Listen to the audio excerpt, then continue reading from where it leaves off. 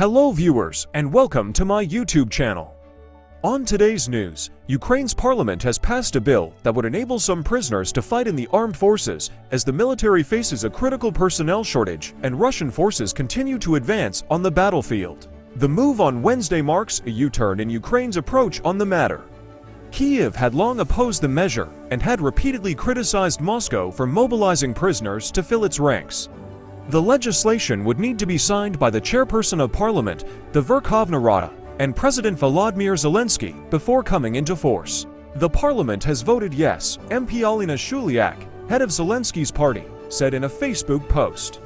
The draft law opens the possibility for certain categories of prisoners who expressed a desire to defend their country to join the defense forces. She said, mobilization would be voluntary and open only to certain categories of prisoners.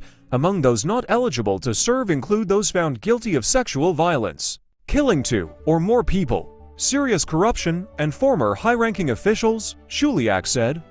Only prisoners with under 3 years left to serve on their sentence may apply, she said. Any prisoners who are mobilized would be granted parole rather than a pardon. The Organization Protection for Prisoners of Ukraine, which had lobbied for a measure allowing prisoners to fight, was disappointed with the adopted text. We support the idea behind the law. But the text that was passed is discriminatory, the NGO's head, Oleg Svili, said. They got rid of leave for fighting prisoners, and we don't know if they're meant to fight until the war ends, which could mean longer than their sentence, he explained. Svili said he feared the creation of special units for mobilized soldiers would lead to abuse against prisoners. It's like in Russia, redemption by blood. Anyone willing to fight will be put in one unit and commanded like meat, he said. He was referring to reported practices of the Wagner mercenary group of sending waves of convicts into assaults, likened to meat grinders. Russia has recruited prisoners to serve on the front lines since the first days of its invasion in February 2022.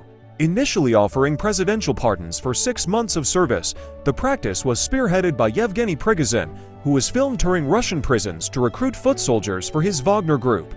More than 2 years into the war, Kyiv is grappling with how to recruit enough soldiers to repel an intensification of Russian attacks on the front lines. It has recently toughened measures against draft dodgers and lowered the age at which men can be drafted from 27 to 25.